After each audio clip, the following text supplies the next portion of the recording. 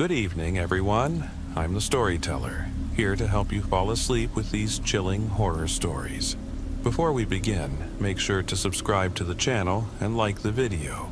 I'd love to know where you're watching from and what time it is, so feel free to leave a comment. When you're ready, get comfortable and relax.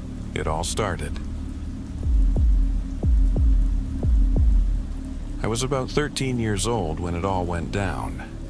Back then, I was a shy, awkward kid, the kind who quickly became the target of ridicule and cruelty in our small West Texas town. Old superstitions and eerie legends were a regular part of conversation here, and I seemed to be the perfect victim.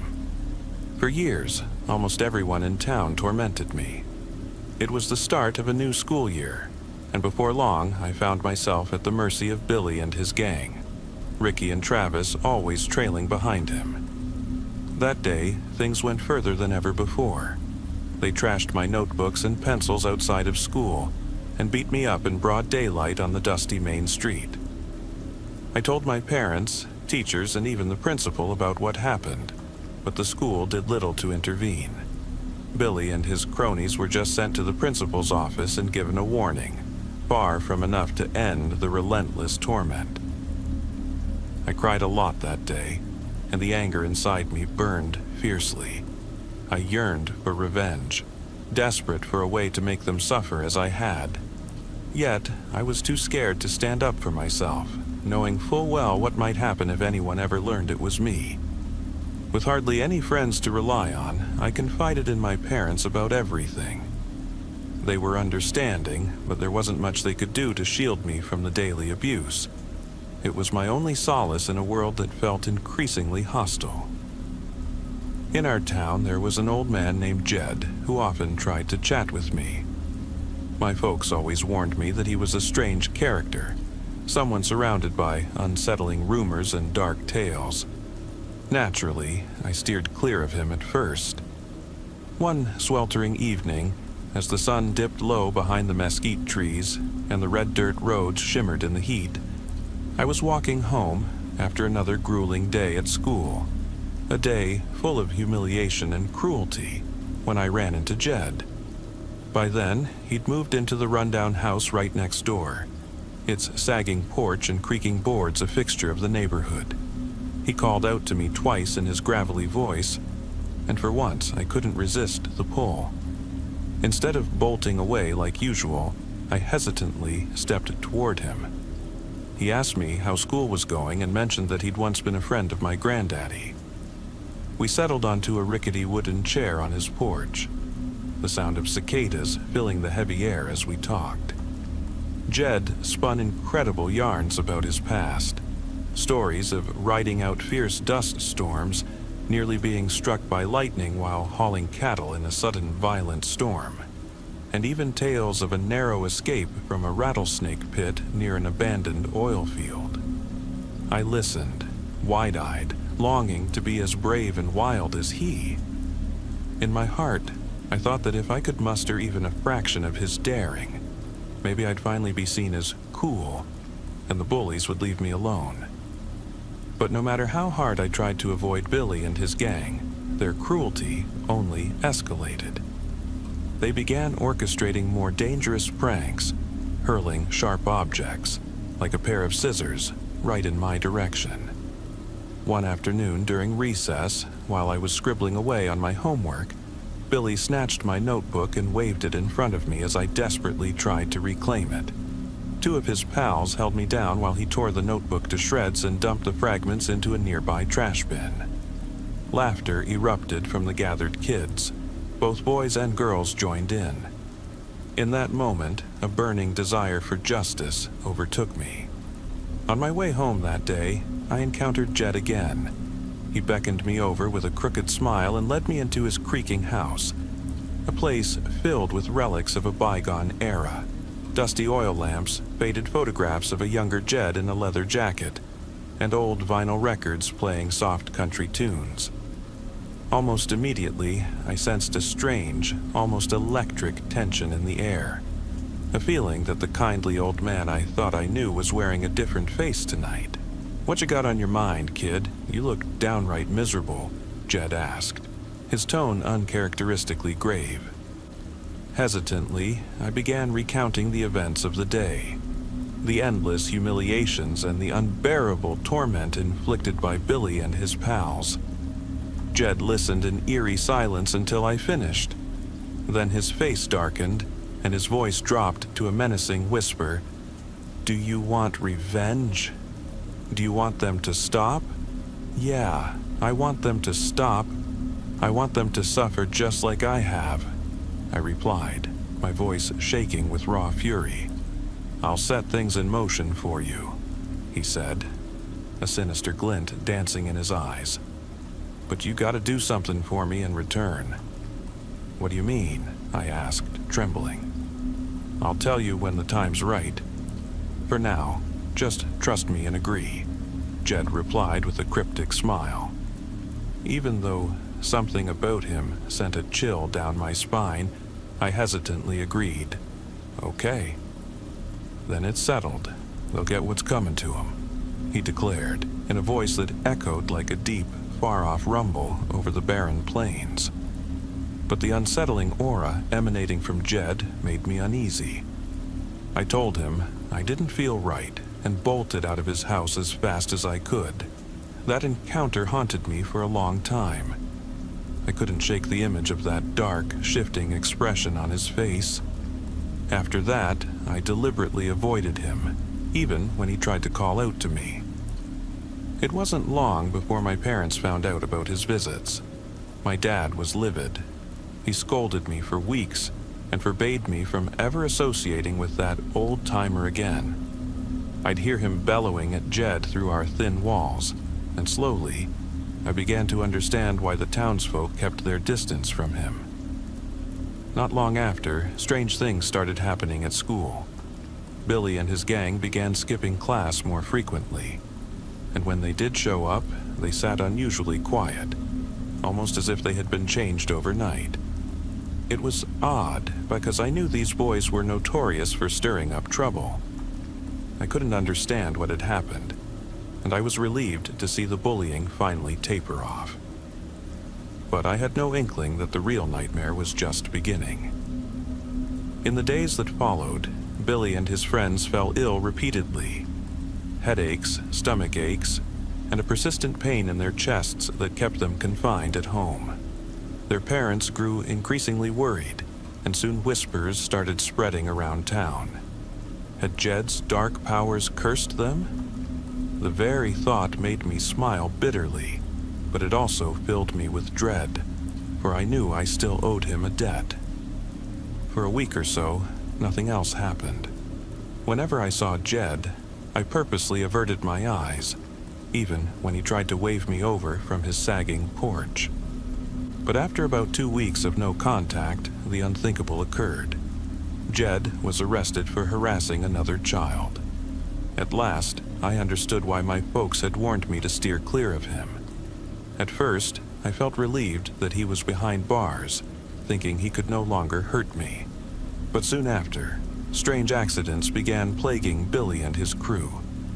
Mysterious forces knocked them off balance when they climbed trees or rode their bikes along the cracked pavement of our town, and hushed whispers about shadowy figures and uncanny presences became the talk of the local diner. Some dismissed the stories as mere rumors, but many were convinced that Billy and his pals were cursed, a fitting retribution for all the torment they had inflicted on me. Even though I was glad the bullying had subsided, Jed's sinister presence continued to linger in my mind. Every now and then, I'd feel as though something unworldly was watching me from the edge of the cornfields. I often wondered what might have happened if he hadn't been taken away. The mere thought sent shivers down my spine. Then, a shocking rumor spread through town. Clint, one of Billy's closest friends and the best swimmer at our school, had drowned in the nearby dusty lake. They said an unknown force had dragged him under the water, as if a ghostly hand had pulled him away while he desperately cried for help. A deep sense of foreboding gripped me whenever I thought of it. Had my deal with Jed unleashed something terrible upon us all? I spent hours that night lost in dark thoughts. As I barely drifted off to sleep, a monstrous shadow invaded my dreams. A vague, terrifying silhouette that I can now only remember in fragments. Not long after, I was startled awake by a knock at my door. It was midnight, and while everyone else in the house slept soundly, I crept to the door to see who it might be. When I opened it, there was no one, just the silent, stifling night. I combed through the yard beneath the glow of a lone street lamp, but found nothing. No sooner had I closed the door did the knocking resume. This time, mustering all my courage, I checked again. But again, there was no one there. Those eerie events stole my sleep that night, and the following day I suffered severe headaches that kept me home from school. I recounted every unsettling detail to my mother, the midnight knocks, the haunting dream, but she dismissed it as an overactive imagination. Yet, deep inside, I knew something was terribly wrong. One fateful night when I was home alone because my parents had gone to tend to my sick grandmother, the knocking grew louder and more insistent. It was well past 3 a.m., and I trembled with fear, too scared to open the door. I lay frozen, paralyzed by terror, as the relentless knocks echoed through the silent house until they suddenly stopped. With a pounding heart, I finally mustered the courage to open the door, only to find nothing there. Barely settling back into bed, I heard a soft, unnerving whisper calling my name, a voice so deep and unnatural that it sent chills racing down my spine. I peered into the dark hallway from which it seemed to emanate, but saw nothing. The night passed in a haze of mounting fear and restless unease. The next day, I skipped school again because of my ongoing headaches. A few days later, when I found sleep equally elusive, the knocking at the door became even more persistent. This time, even my parents were awake, though they slept as if nothing were amiss. In desperation, I roused my father. "Dad, wake up! Someone's knocking at the door." He listened for a moment and in his gruff Texan tone replied, "I ain't hearing nothing." But the knocking persisted, trapping me in a cycle of terror. Eventually, the noise became so unbearable that I had to step outside to get a drink of water. As I sipped from a chipped mug on the back porch, I noticed a dark figure lurking behind an old mesquite tree. One massive, eerie eye glinted from the shadow, while the rest of its face melted into darkness. I instantly knew that what I saw wasn't human. Startled and nearly choking on my water, I bolted back inside. In the nights that followed, the terror only worsened. I blacked out repeatedly, waking up in the middle of the vast, open brush, with no memory of how I got there. Thankfully, the wilderness wasn't too far from home, so I managed to find my way back, though each journey left me more shaken. My parents grew increasingly worried, and finally I told them everything about Jed, the unholy pact I'd made, and the relentless supernatural horrors that had since plagued my nights. That's when my father, his voice low and full of regret, pulled me aside one quiet evening while my mother was out in the kitchen. He revealed the true story of Jed. It turned out that Jed hadn't always been a local. Once, he'd been a well-respected man with everything in order, but everything changed when he met Lila, one of the prettiest girls in town with a heart as big as Texas. He fell hard for her at first sight. Lila, kind and beloved by everyone, from the folks at the church to the regulars at the corner diner, had once been friendly with Jed, but when he proposed to her, she coldly turned him down, insisting that their relationship was purely platonic. Crushed, Jed soon learned that Lila was engaged to a generous, hard-working man named Thomas, who was known around these parts for lending a helping hand to anyone in need. Consumed by jealousy and bitter rage, Jed delved into dark rituals to curse Lila and Thomas, and it seemed his sinister magic had taken hold. Lila suffered 3 miscarriages, and Thomas fell gravely ill time and again. So much so that even the best doctors in the nearest big city were baffled. Before long, everyone in town whispered that they were cursed. Eventually, Lila did become pregnant again, her fourth child. At first, things appeared normal, but shortly after the baby was born, deformed and lifeless, Lila's condition deteriorated rapidly. Thomas continued to fall sick, and Jed's unruly behavior escalated, harassing and even assaulting some of the townsfolk, which ultimately led to his arrest and banishment. Yet, after his release, he reappeared as if drawn back by some dark force. Although this grim tale wasn't exactly child-friendly, my father insisted that I learn the truth about Jed, and he was relieved I hadn't been ensnared by his dark influence back then. But that was only the beginning. The paranormal encounters grew ever more frequent. I kept seeing the same bizarre, unsettling creature, its limbs unnaturally thin and contorted, its single glaring eye burning into my soul. Every time I caught a glimpse of it, I'd black out and find myself in the brush or out near an abandoned farmhouse. The episodes increased until my parents finally called in an exorcist to get to the bottom of it all. One such exorcist, a man named Jake, even stayed with us for a while to assess my condition. During Jake's stay, everything seemed normal at first. He and his team couldn't pinpoint anything wrong with me, or with our creaking old house that had seen better days. But just a few nights after they left, I had a vivid, horrifying dream.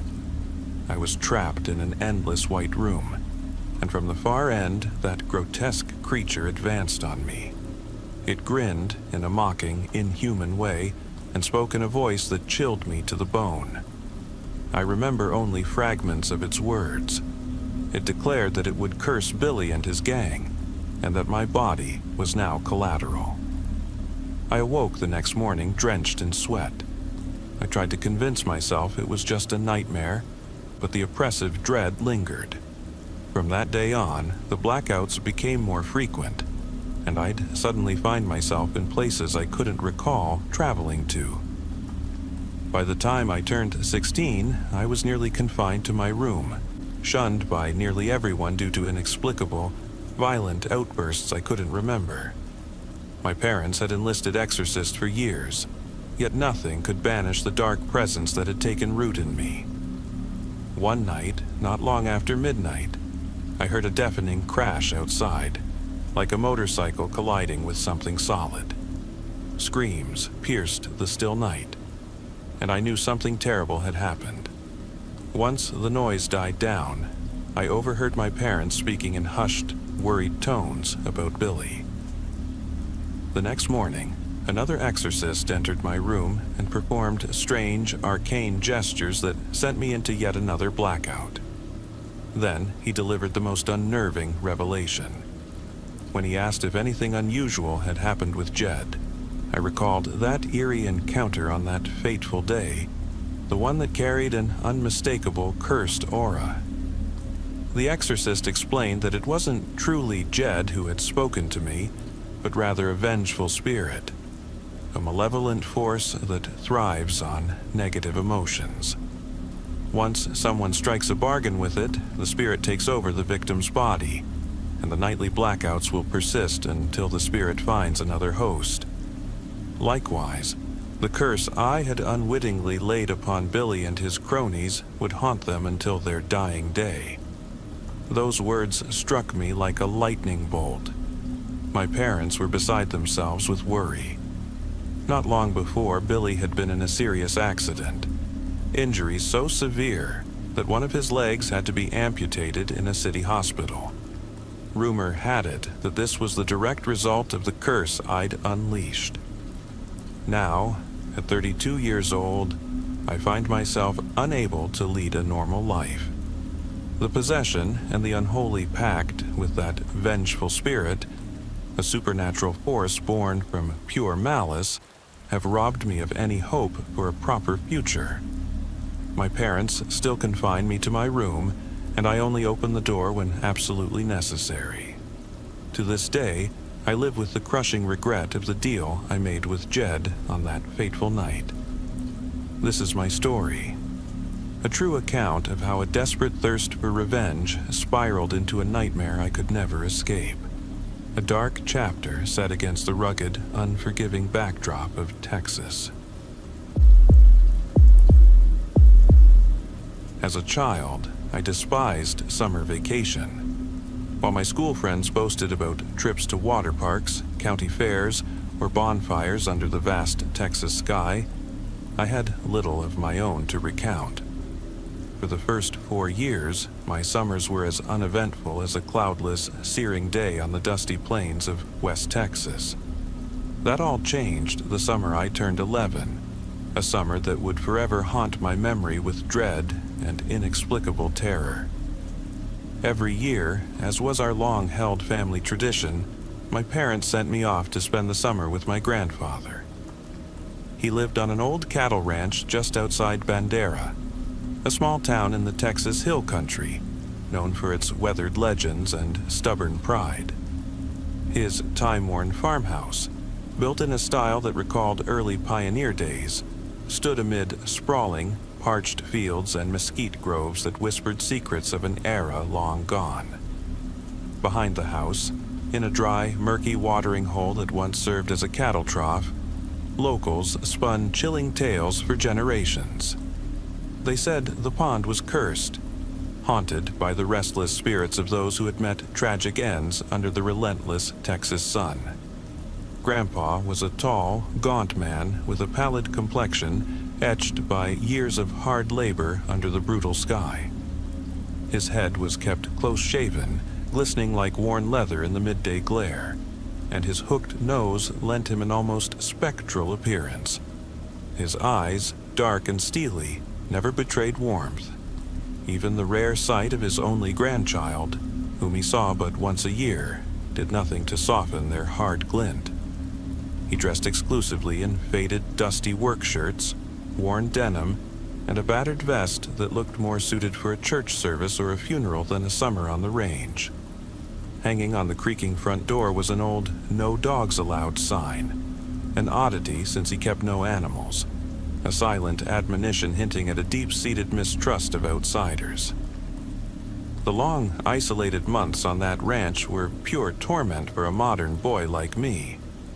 The ancient television set, with its clunky back and unreliable rabbit ear antenna, offered only meager amusement, mostly old religious cartoons or outdated children's shows that belonged to another era entirely.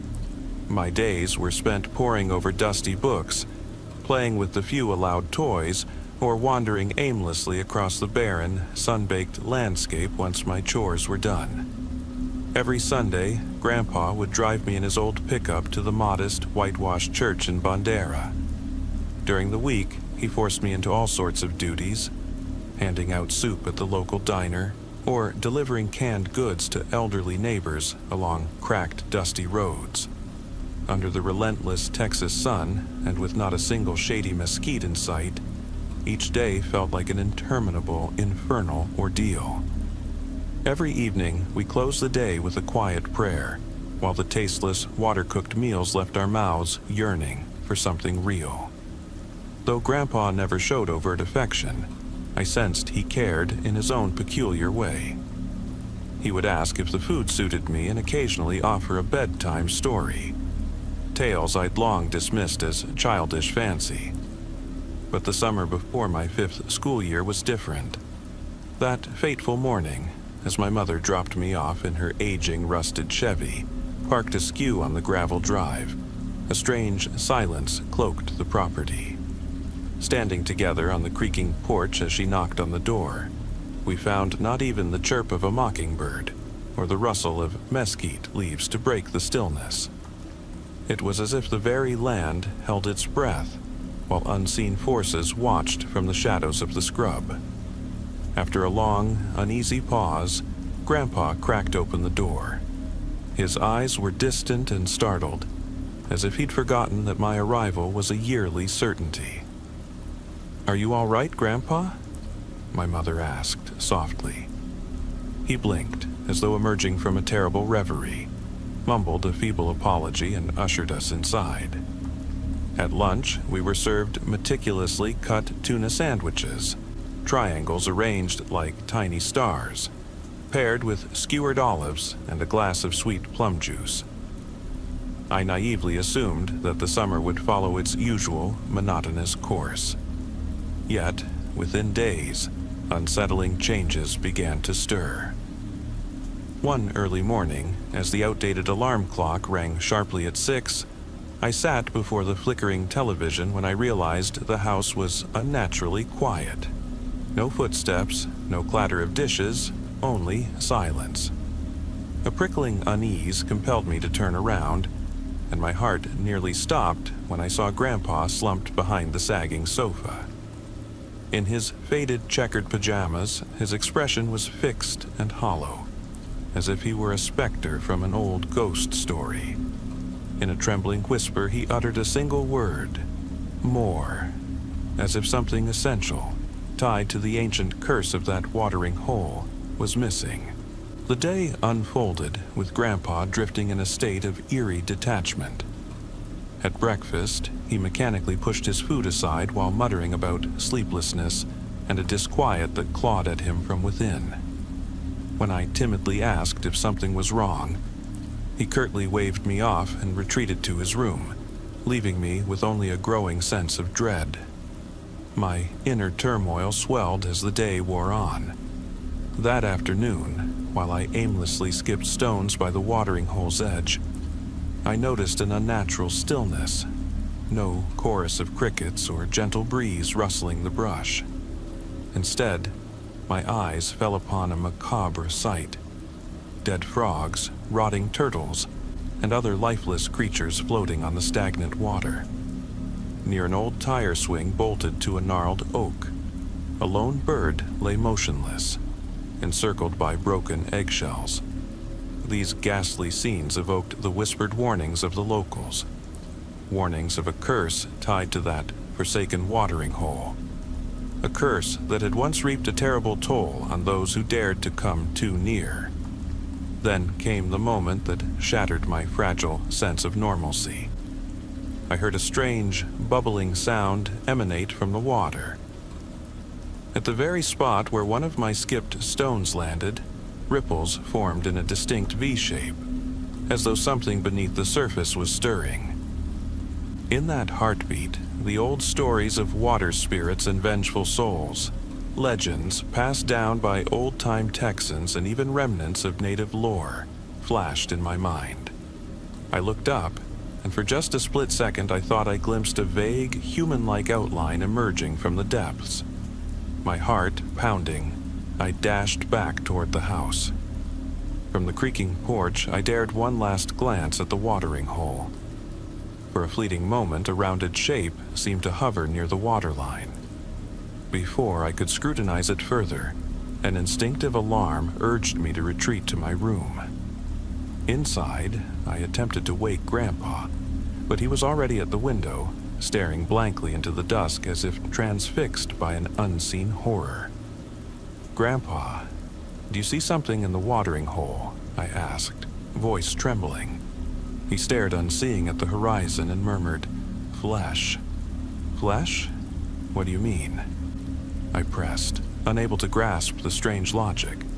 For a moment, he seemed to register my presence, his brow furrowing before he muttered a frustrated, "Damn it," and stormed up the creaking stairs, leaving me with a storm of questions and mounting terror. At a later breakfast that he barely touched, Grandpa mechanically pushed his food around his plate, softly grumbling to himself. When I timidly asked if something was truly amiss, he curtly mentioned he hadn't slept well, and sent me off to rustle up a ham snack in my room. Yet my curiosity, and my fear of this unearthly behavior, compelled me to venture back outside. I crept to the watering hole once more, my eyes darting nervously over my shoulder. Soon, that eerie bubbling returned. As I turned around, a raspy, whispering voice brushed against my ear, as if carried on the wind from the water itself. "The summer isn't over, Eric. I bolted, my footsteps pounding the hard, dusty ground, while behind me an unsettling, almost maniacal laugh mingled with the splash of water, stealing my breath away. In a frantic escape, I finally reached a modest suburban home, a well-kept house in a quiet Bandera neighborhood where evening light still glowed warmly. The residents ushered me inside, provided a meal, and promptly contacted my parents along with the local sheriff. When the authorities arrived, they found no trace of Grandpa at the farmhouse. Later, his body was discovered floating in the dark, stagnant water of the watering hole. His remains decayed and grotesquely disfigured, as if the water itself had left a sinister mark upon him. My parents later speculated that he might have succumbed to a heart attack or even taken his own life, explanations that never made any sense to me. I recall my mother confiding that my grandmother, long before I was born, had met a similarly mysterious end at that very watering hole. She had wandered too far from the bank, as if an unseen force had drawn her beneath the surface. The old legends of Bandera spoke of a curse that haunted that place, a malevolent presence rooted in native lore and whispered by Spanish settlers that dictated the fate of anyone who strayed too close. My parents never discussed these events again, and when I tried to recount the disembodied voice and the ghostly figures I had witnessed, they fell silent, as though they too carried the burden of an unspeakable secret. While they insisted that Grandpa died of natural causes, I knew deep down that I had witnessed something far beyond the ordinary. A presence lurking in the Texas darkness, waiting, ever patient, for its next victim. Perhaps one day the curse will be lifted, or perhaps it will forever haunt that forsaken watering hole, a grim relic of bygone times in the heart of the Lone Star State. One thing is certain: that fateful summer forever altered my life, and the shadow of that night still follows me wherever I go. My sister Emily and I grew up in the small, weathered town of Laredo Bend, a dusty, forgotten settlement on the outskirts of West Texas, where the endless highways and rugged mesas defined daily life, while outsiders sometimes admired the stark beauty of the arid landscape and the sprawling vistas of Palo Duro Canyon in the distance. For us local kids, every day was a monotonous loop of scorching heat, dusty roads, and the unyielding sameness of small-town existence. The only thrill that ever broke the routine was the local legend known as the Rattlesnake Cave Game. The game centered on a mysterious limestone cave tucked away on the edge of a steep bluff near the Guadalupe Mountains. Accessible only by a narrow, precarious trail carved into sun-baked rock, the cave was steeped in eerie lore passed down through generations of Texans. The relentless Texas sun and shifting desert sands made any notion of an easy descent impossible. So we had to muster our courage and navigate the treacherous path with trembling hands. Loose stones, jagged edges, and the constant threat of rockfall forced us to crawl like lizards along the rugged cliff face, always praying that the next climber would notice if we lost our grip. Many of our playmates ended up with scraped knees and a few broken bones from that dangerous trek. Yet, Emily and I always managed to escape, breathless and dusted with red clay. When a brave soul finally reached Rattlesnake Cave, the challenge was to discover a hidden passage in the ancient rock. A secret door said to open only when a series of cryptic rules were followed. These rules ranged from a simple rhythm of knocking on the stone to reciting an old cowboy ballad that nearly everyone believed had been forgotten. No one we knew had ever succeeded. Local whispers claimed that decades earlier, a handful of daring youths had mysteriously vanished after winning the game, their disappearance spoken of in hushed tones at the dusty diners and rundown roadhouses of Laredo Bend. Some said the passage led to hidden gold or a long-lost smuggler's tunnel, while others swore it was a gateway to another realm entirely. A realm that chose its champions without warning. Even though the ominous hints of past tragedies and the perilous climb chilled our bones, Emily and I couldn't resist the lure of the cave's secrets. At least once a week, we would brave the brutal Texas heat and descend into the humid darkness of the cave. Side by side, we pounded our fists against the cool, rough stone, hoping that our determined rhythm might trigger the ancient mechanism or break an old curse. There was no consensus among our ragtag group of local misfits about what lay behind the hidden door. Some of our friends insisted it was the relic of a Prohibition-era bootlegger's smuggling route, or perhaps an abandoned military bunker from the days of old, while others swore it was something far older and supernatural, a passage leading to the very roots of Texas mystery. Then there were those who played only for the thrill, dismissing the legend as nothing more than small-town folklore.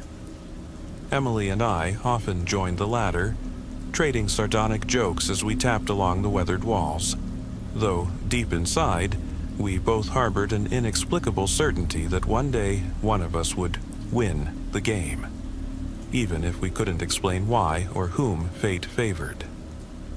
One sweltering summer afternoon, when our parents were away on a business trip and the days stretched endlessly under the relentless Texas sun, we set out once again to challenge the cave. The usual small-town boredom had grown unbearable. The local BBQ joint and rodeo bar offered little respite from the monotony of daily life. Instead, we resolved to make our way to the bluff, determined to try a new tapping pattern and unlock the cave's secret. The trek was arduous. We clambered down the muddy, sun-cracked slope of the bluff, our voices rough from the heat and our limbs heavy from exhaustion. Dust swirled around us like a living thing, and the distant rumble of a pickup truck and the faint strains of country music drifting from a local honky-tonk only deepened the surreal atmosphere. At the cave's entrance, framed by ancient juniper and mesquite, the air was thick and oppressive. Inside, the cave was scarcely larger than a cramped classroom, its low, arched ceiling nearly brushing the heads of anyone daring enough to stand upright. Every available surface bore the etched initials and crude symbols of generations of local children, and scattered across the ground lay empty soda cans, crumpled cigarette butts, and other relics of past adventures. "Damn all this trash," Emily muttered as she kicked aside a pile of debris. She couldn't stand the thought that careless players, half-hearted in their attempts, might one day trigger the cave's mysterious mechanism before we did. "What's our plan this time?" I asked, referring to the new rhythm we were planning to test along the wall. "Last time, we went 1, 2, 3, 1, 2, 3, 1, 1. Doesn't it make no sense to repeat the same old thing?" Local lore suggested that an 8-beat rhythm might be the key to opening the hidden passage, though exactly how those beats should fall remained a mystery lost to time. "I don't know," Emily replied thoughtfully. "I was thinking maybe we could try matching it to a heartbeat. 1, 2, 1, 2, 1, 2, 1, 2, and work our way around the wall. We could even try 2 patterns at once, see if that speeds things up," I proposed. Emily shook her head firmly. "Last time, your double pattern threw me off completely. I can't concentrate unless we're in sync." I rubbed my calloused hands together, noting how the cave's cool interior stood in stark contrast to the blazing heat outside. "Should we sing the old ballad this time?" I suggested. Raising an eyebrow, Emily gave me a sidelong glance. "You do it. I always feel like a damn fool when I sing." "Maybe that's because you are," I teased, half in jest. "Get off my back," she snapped, though I could see a wry smile tug at her lips as her dark hair fell around her face like the fringe of a worn cowboy hat. "Come on, just speak it if you're uncomfortable," I offered. "But it's a song, isn't it? It only works if you sing it," she insisted. Hell, we don't even know if any of this matters. Maybe a little two-step would work too, I added with a chuckle. In a sudden outburst of frustration, Emily shoved me aside and moved to the far side of the cave. "You're messing everything up. Just stick to the tapping, okay?" she demanded. With that, we both fell into a determined silence. Slowly, we inched along the cool wall, our smartphones providing dim light as we pounded on the stone from the bottom upward in a steady, almost hypnotic rhythm. 1-2, 1-2, 1-2, 1-2. I could hear Emily begin to softly sing, a haunting, measured tune that seemed to blend with the ancient rock as her lips nearly brushed its surface. Rattlesnake Cave, oh dark and grim, open the night so stark and dim. Though the words sounded almost innocent, Emily's clear, powerful voice, once honed in the local church choir before she'd grown shy, now carried a desperate determination. It was as if she was fighting fate itself, striving to become the one who would unravel the mystery of the hidden passage that had swallowed so many before her. I felt an overwhelming urge to triumph alongside her, to conquer the cave as my heart pounded in time with our tapping. Our voices, the clatter of our fists, and the ambient sound of the desert wind created a rhythm that resonated through the cave's shadowy corridors. Until, suddenly, something shifted. An oppressive, creeping unease descended upon us, snuffing out the thrill and replacing it with a terror reminiscent of childhood nights when I'd run from imagined monsters lurking in every dark corner. "Emily," I whispered urgently, "let's get out. We've lost. We can come back next week." But she would not heed my words. Even as her singing died down, she murmured unintelligible words while striking the stone with increasing ferocity. I noticed deep red streaks forming on the weathered rock. "Em, please, stop!" I cried. She whipped around sharply, but before she could utter another word, her right arm suddenly burst through the wall. Not into a hidden chamber or secret passage, but into a yawning abyss of pitch-black void, a darkness so complete that even the feeble light from her phone faltered. Her arm, ensnared up to the elbow by this living darkness, gave way as she lost her balance and plunged into the chasm with a blood-curdling scream. Her scream was swallowed by the void, as if the darkness itself had devoured it. I rushed after her, desperately grabbing at the back of her flapping shirt, but in that terrifying moment the opening sealed shut, replaced by an unyielding, jagged wall. A torn piece of her shirt dangled like a tattered banner, and her phone lay shattered at my feet, its battery ripped away in the chaos. I stood frozen, clutching that scrap of fabric, staring in disbelief at the sealed wall that had claimed my sister. Overcome by horror, I let out a scream, a raw, anguished cry mixing grief, terror, and furious despair at the loss of the only person who had ever truly understood me. Furious, I hammered on the stone until my hands bled, pleading with the unyielding rock to release her, trying to recall the precise tapping pattern that Emily had used. But nothing changed. For what felt like an eternity, I remained there, the oppressive silence and searing heat of the Texas night crushing me, until I finally staggered out of the cave and climbed the rugged bluff, my mind numb and my heart shattered. All around me, the only sounds were the echo of Emily's final scream, the relentless crash of wind against stone, and the deep, unbearable ache of loss. Muddy and dust-covered, I staggered back to town, barely aware of the concerned faces that emerged from pickup trucks and gas stations. My mother's trembling hand on my shoulder, her eyes wide with horror, pierced through the shock as she cried, "Emily, she's gone! God damn it, she's gone!" I screamed in return, my voice mingling with the cacophony of local disbelief and whispered rumors. My parents hauled me into the modest kitchen of our creaking old house, forcing me to sit at the scarred wooden table as I fought against their desperate embraces. They had grown up in Laredo Bend, too, having played the rattlesnake cave game in their youth before dismissing it as a childish superstition. Yet now, as adults, their anguished expressions betrayed the incomprehensible horror of my tale and the bitter reality of Emily's disappearance. In the days that followed, the small town buzzed with rumors. The local sheriff launched an exhaustive investigation, interrogating me until my words ran dry.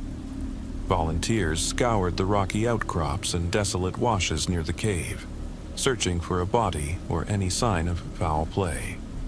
When nothing was found, I faced further questioning, with insinuations that I might have been responsible for Emily's injury, or even tried to cover up the unexplainable events. Nothing could be proven except that I had been driven to a state of utter hysteria. My parents, silently burdened by guilt and despair, fought fiercely in local media, distributing flyers at the town's dusty gas stations, giving impassioned interviews on the local radio station, and gathering every scrap of hope that Emily might still be found. Their desperate efforts took a toll, leaving them gaunt and broken, like survivors of a relentless drought.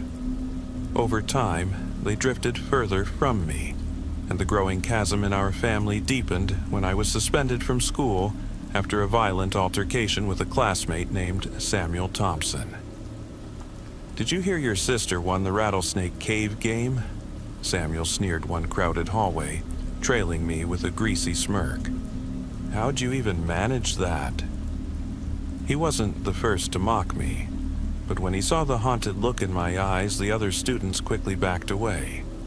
Yet Samuel persisted, following me even as I tried to blend into the throng of disaffected teens. "You're talking trash," he jeered. "Bet you've never even set foot near that cursed cave." "Oh yeah?" I snapped, my anger flaring. "Then where's my sister?" Samuel shrugged, his self-satisfied grin widening.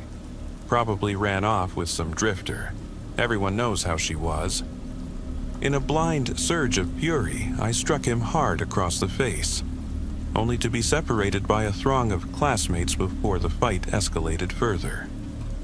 In the weeks that followed, barred from school and haunted by the cave's grim legacy, I drifted in a daze between the barren outskirts and the lonely confines of home, waiting for a sign of Emily's return, a sign that I dreaded might never come. Sometimes, when I ran my hand along the coarse walls of the cave, I could almost hear her anguished cries or catch a whisper of her voice, as if she were desperately trying to convey her suffering from within the darkness. More often, it was just the mournful howl of the wind or the distant call of a lone coyote under the starry Texas sky. Yet, in my heart, the echo of all those lost souls, children and dreamers swallowed by the cavern, remained an ever-present reminder of the cave's sinister appetite. For years, I shuttled between the ghostly ruins of my past and the barren present of Laredo Bend, until, in my later youth, my mother fell gravely ill with a heart condition. My father sank into a deep depression, overwhelmed by loss and unable to care for her, and soon my life became a series of bleak days tethered to their sorrow. I carried with me a crushing guilt, convinced that if I had never pushed her away with a careless word, Emily might never have been claimed by the cursed cave. In time, I even forgot the closeness we once shared, resigning myself to the belief that Emily was always destined to be a player of the rattlesnake cave game, and that it was only my terrible timing that had forced me to witness her vanishing. My mother died when I was 20, and my father could barely meet my eyes as we laid her to rest in the small weathered cemetery at the edge of town.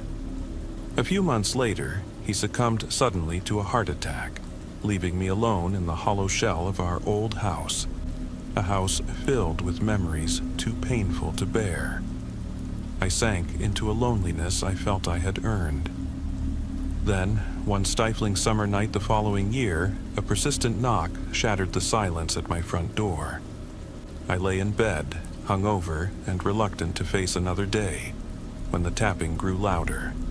First at the door, then at the windows. When it finally reached the glass, I staggered down the creaking wooden steps and hesitantly opened the door. Standing before me was a young girl with wet, disheveled hair plastered to her face and sand streaking her features like a half-worn mask. She couldn't have been more than 16, yet there was a strange, almost ancient weight in her gaze, as if the hardships of life in this harsh land had etched their mark upon her soul. I recognized her immediately. It was my sister, but how could she stand here so unchanged? With a trembling hand, I held her at bay. "Won't you let me in?" she asked in a voice that was identical to the Emily I remembered, yet somehow flat and lifeless.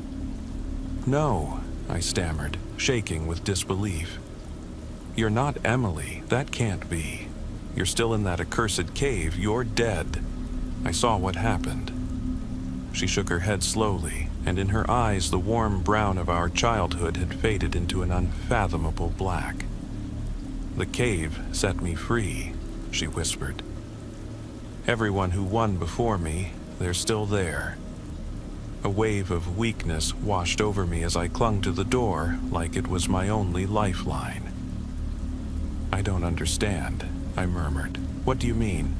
"Just let me in and I'll explain," she pleaded softly. With no clear alternative, I stepped aside and allowed her into the dim interior of our home. Emily still wore that delicate faded pink t-shirt from the day of the game, a shirt torn at the back where it had snagged on the rocky edge of the cave. For a long moment I wondered if my exhausted mind had conjured up a ghost. But when she passed by and her hand brushed my arm, I felt the unmistakable warmth of a living being. We settled into the sparse light of our living room, and after a heavy silence I finally asked, "What was that opening in the cave? The crack you fell into?" "Alive," she answered simply. I burst into hysterical laughter. "How can a cave be alive?" "It only seems that way," she explained in a soft, measured tone. "I believe it's a creature, a being. Some of the kids who played here long ago called it by a name. And this game, it isn't about rules or winning. It chooses whom it lets in whenever it feels like it." I studied her face, now etched with a solemn gravity that mirrored the darkest moments we'd experienced in that haunted cavern. "How do you know it chooses people?" I asked hesitantly. "Because it spoke to us," she replied quietly. I could hear its voice in my head, as if the darkness itself whispered a secret. It called itself Rattlesnake, like an ancient legend carved into the very heart of Texas. I wiped the sweat from my brow as memories of that terrible night surged back.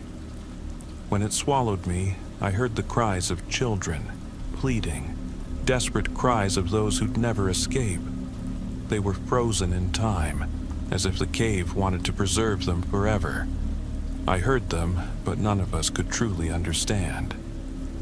Emily lowered her head into her arms and fell silent, leaving me to wonder how much of herself she'd lost in those long, unyielding years of darkness.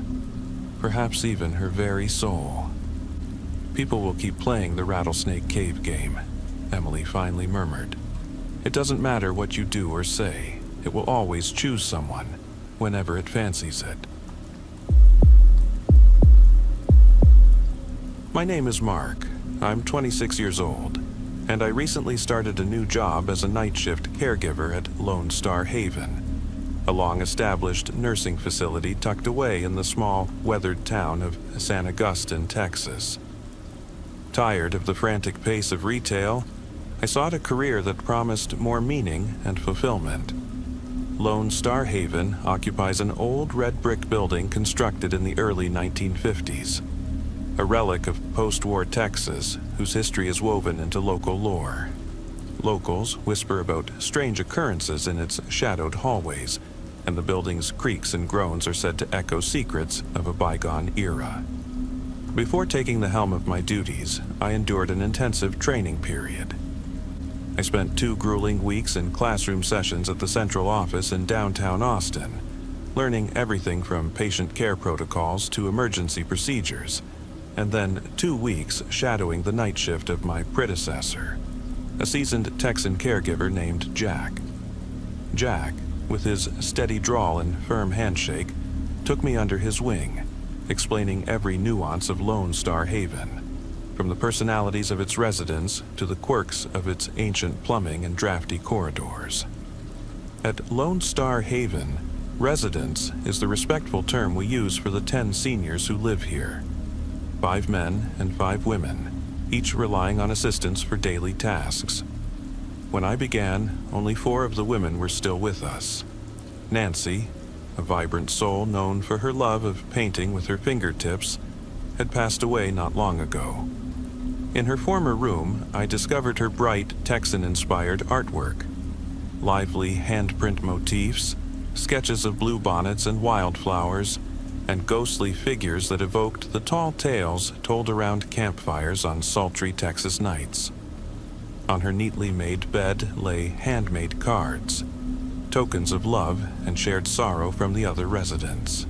Nancy had always insisted on leaving her window shades wide open, as if to keep one eye on the sprawling mesquite groves outside, a ritual that lent her room an air of bittersweet connection to the vast Texas sky.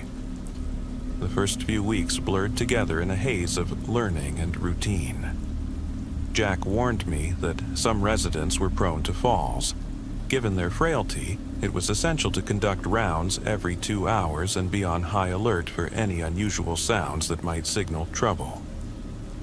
On the final day of training, while sitting in the facility's old kitchen, its walls adorned with faded tin tiles and a persistent scent of strong coffee, Jack leaned in and confided a chilling detail. The building sometimes emitted inexplicable creaks and groans late at night, as if the very bones of the house were shifting. He even described moments when shadows in the dim corridors morphed into human silhouettes, and he swore he once saw a spectral hand glide past a door frame before vanishing into darkness. I was raised in Texas with a healthy skepticism, yet even I couldn't help but feel a shiver as I listened. 3 months into my job, I had yet to encounter anything that defied explanation until last evening.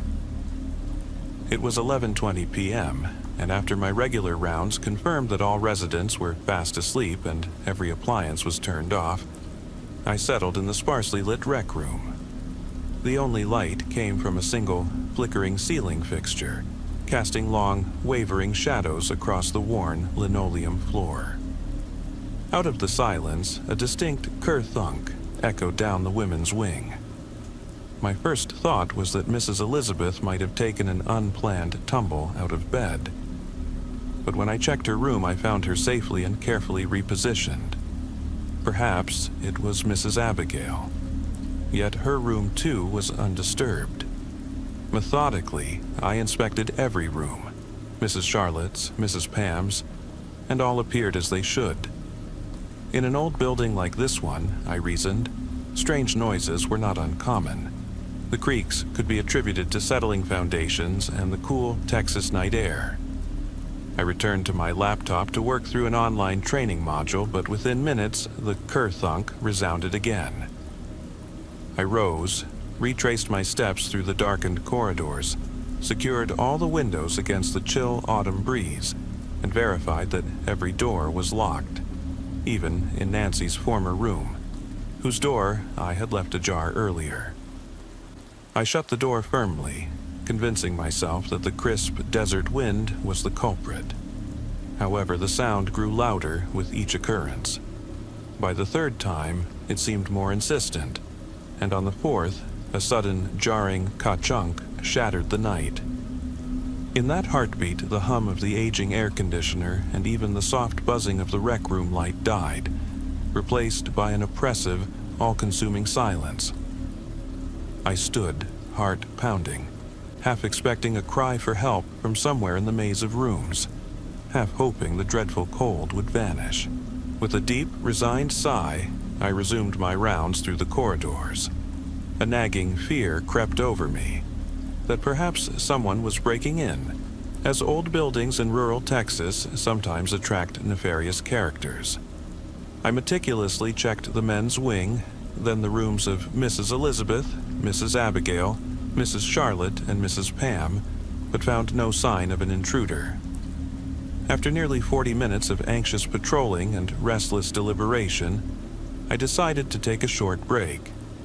I pulled out my cell phone and scanned the local news. A mixture of county updates and debates over new oil drilling proposals that were all too familiar in these parts, while nibbling on a turkey sandwich and sipping a glass of sweet iced tea. So absorbed was I in the local headlines that I almost missed the sound. A soft, deliberate footstep echoing down the women's corridor, as if someone heavy-footedly made their way along the hall. I froze, my breath catching in my throat, as a deep sense of foreboding compelled me not to turn around. The only ambient sound remained the low, constant hum of that lone ceiling light. After that unnerving moment passed, I resolved that for the remainder of the night every light in the facility, across corridors, kitchens, and bathrooms, would remain on. I quietly played some soothing country ballads on my phone, trying to calm my nerves. The eerie sounds did not return for the rest of the shift, and after 2 more rounds checking the residence rooms, I began to think that perhaps it had all been a trick of my tired mind. Yet, during the final round, as I inspected the men's quarters and the rooms of Mrs. Elizabeth, Mrs. Abigail, Mrs. Charlotte, and Mrs. Pam, something odd caught my eye. The door to Nancy's former room was slightly ajar, even though I had closed it moments before, and despite the fact that morning shift colleagues had already gathered in the common area. A chill ran down my spine. Though every rational thought told me not to intrude, curiosity overpowered me, and I slowly opened the door. Everything appeared just as I had left it, until I noticed the window. There, faintly etched into the glass, was the outline of a handprint. At first, I assumed someone must have peered through from outside, but the print was unmistakably pressed from the inside, as though someone had deliberately laid their hand against the pane. Had it formed recently? The impression was subtle, yet I was certain it hadn't been there before. A cold dread overtook me. I retrieved one of Nancy's cherished paintings, a delicate piece depicting a field of bluebonnets under a vast starlit sky, and held it against the window. The colors and patterns of the painting seemed to merge perfectly with the mysterious handprint. Just then, a colleague called out to me, and I hastily returned the painting, desperately trying to banish the eerie vision from my mind. At dawn, I drove home along the long, dusty roads of East Texas, my thoughts tangled like the mesquite thickets along the roadside. I played a few rounds of video games in a vain attempt to steady my nerves, but sleep eluded me. It's hard to settle in a place shadowed by such inexplicable events, even when the first warm light of sunrise timidly pierces the drawn curtains. Yet the next day, as I returned to work, the echo of that haunting kerthunk lingered in my memory, leaving me to wonder if this storied building harbors more dark secrets than its weathered facade dares reveal. I live in an ancient Texas homestead, a true relic of eras past in the heart of the Lone Star State.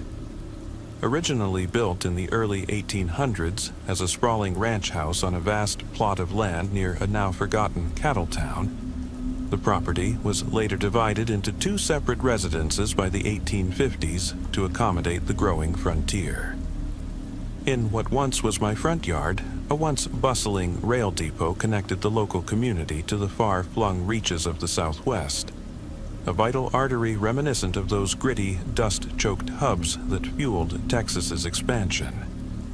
With such a storied past, it was hardly surprising that tragedy, mysterious deaths, and, according to local lore, passed down over generations. Ghostly apparitions had become part of its legacy. One legend, in particular, spoke of the White Lady, a spectral figure said to wander these grounds, her pallid face a perpetual reminder of lost hope and unfulfilled promises. I, Matthew, had never been one to entertain ghost stories or the supernatural. I prided myself on finding logical explanations for every odd occurrence, until the night that shattered all my certainties and challenged the very essence of reason. My basement is a dark, unfinished space that bears the unmistakable mark of time's slow decay. Massive stone walls, their rough plaster chipped and weathered by relentless Texas sun and violent storms, seem to murmur silent tales of generations past. The floor is a patchwork of compacted clay and scattered remnants of old wooden beams, while the ceiling, barely a head-high barrier, gives the room an oppressively claustrophobic feel. It's bitterly cold down there, even more so than a winter's night on the plains. And woe to anyone daring to descend in flimsy boots, for worn soles and battered heels are an inevitability. Yet all these physical hardships pale in comparison to the true mystery that haunts the depths of this house.